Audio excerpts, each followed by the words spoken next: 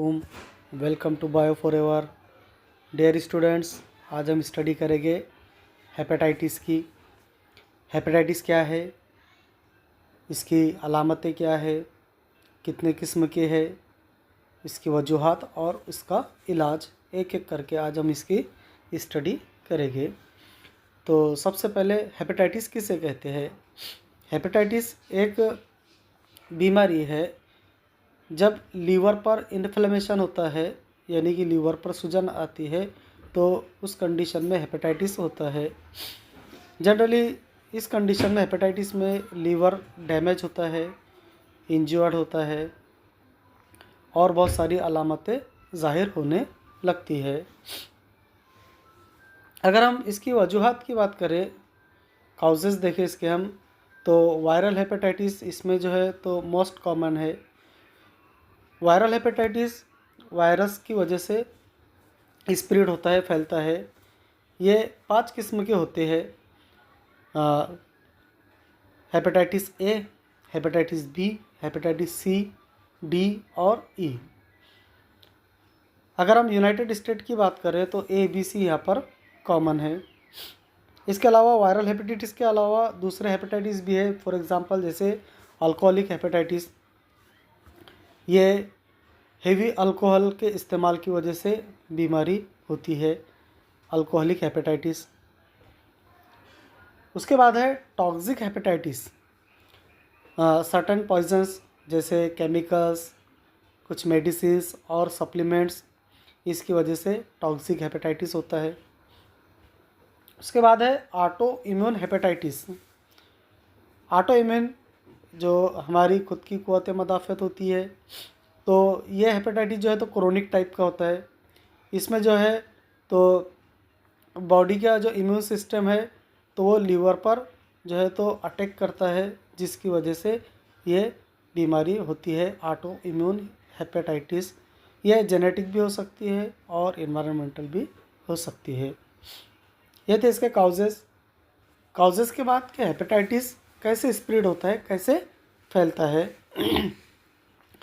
तो यहाँ पर हेपेटाइटिस को, वायरल हेपेटाइटिस को दो इसमें तकसीम किया गया है, हेपेटाइटिस ए और हेपेटाइटिस ई। ये जो इसके जो स्प्रेड है, फैलता है ये, तो इसका ओरल फीकल रूट है, यानी कि हेपेटाइटिस ए और हेपेटाइटिस ई, अगर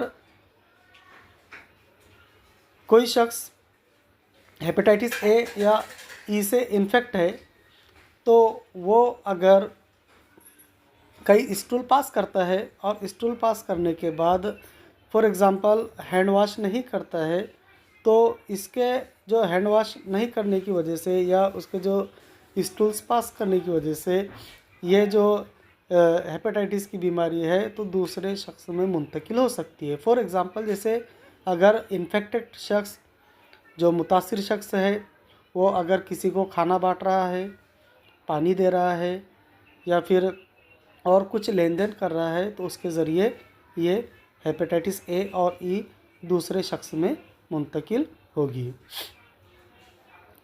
इसके अलावा हेपेटाइटिस ई जो है तो अंडरकुक्ड पॉर्क, डियर और शेलफिश की वजह से भी होती है।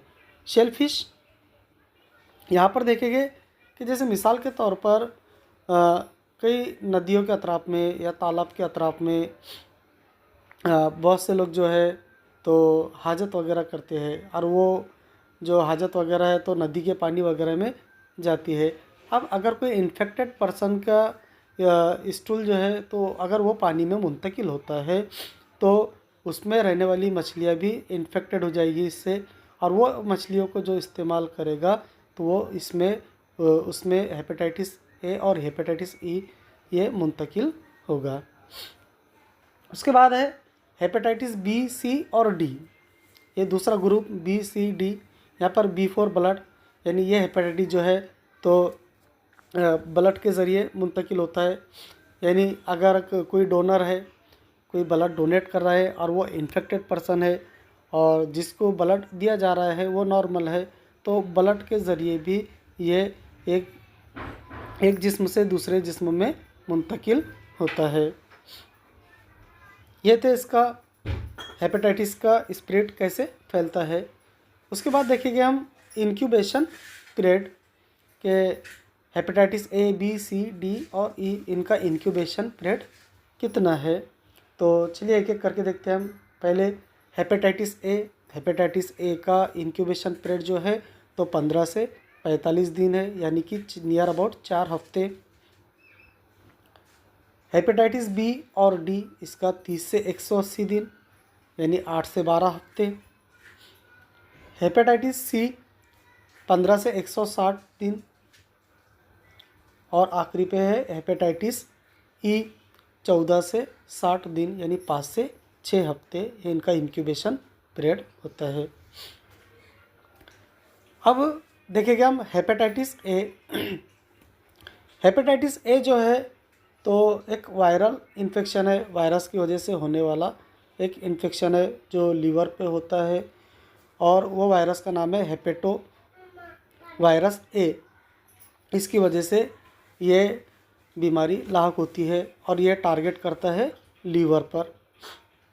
कुछ अलामतें हैं हेपेटाइटिस ए के, for example fever, loss of appetite, nausea, abdominal pain, discomfort और जॉन्डिस। एब्डोमिनल पेन यानी जो पेट के राइट साइड में दर्द का होना, क्योंकि लीवर राइट साइड में होता है तो इसलिए वहाँ पर पेन होता है। जॉन्डिस, इसमें आँखों का जो कलर है तो वो येलोइश हो जाता है। येलोइश होने के एक रीज़न है कि हमारा जो लीवर रहता है तो वो बिलिरुबिन को बॉडी के बाहर पास करता है स्टूल के ज़रिए, लेकिन हेपेटाइटिस की वजह से जब लीवर पर सूजन वगैरह आने लग जाती है तो ये जो बिलिरुबिन है तो वो पास नहीं होता है, जिसकी वजह से आँखें जो है तो येलोइश होनी शुरू हो जाती है। उसके बाद देखेंगे हम transmission contaminated food and water के ज़रिए। प्रिवेंशन, उसकी एहतियाती तदाबीर, तो drinking plenty of water and taking fibre rich diet, यानी साफ़ सुथरा पानी का इस्तेमाल करें, बॉईल करके पानी का इस्तेमाल करें। उसके बाद जो ग़िज़ा है तो ग़िज़ा में ज़्यादा फाइबर इस्तेमाल होना चाहिए। अल्कोहल को अवॉइड करें वगैरह वगैरह। उसके बाद कुछ वैक्सीन्स है जो इसके इलाज में इस्तेमाल की जाती है। उसके बाद है हेपेटाइटिस बी, इसके सिम्टम्स है तो इसमें भी कुछ सिम्टम जो है तो वो कॉमन रहेंगे, जैसे losing your appetite, jaundice, fever, dark urine, nausea and vomiting, pain in the right side of abdomen, joint pain, headache वगैरह वगैरह। उसके बाद हेपेटाइटिस सी, उसकी भी नियर अबाउट सेम जो है तो सिम्टम्स है।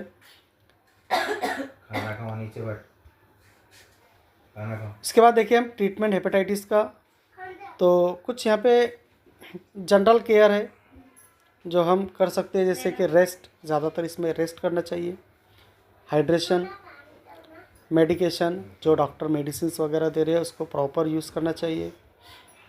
उसके बाद है अवॉइड सब्सटेंस दैट में स्ट्रेस द लीवर, यानी ऐसे नशावर चीज़ों का इस्तेमाल नहीं करना चाहिए जिससे लीवर को नुकसान हो। उसके बाद कुछ है स्पेसिफिक केयर जिसमें आती है वैक्सीन्स, उसके बाद इम्यूनोग्लोबुलिन थेरापी, इंटरफेरेंस, एंटीवायरल्स, और कुछ है कॉर्टिकोस्टेरॉइड्स एंड अदर मेडिकेशंस। ये उसका ट्रीटमेंट है, इलाज है।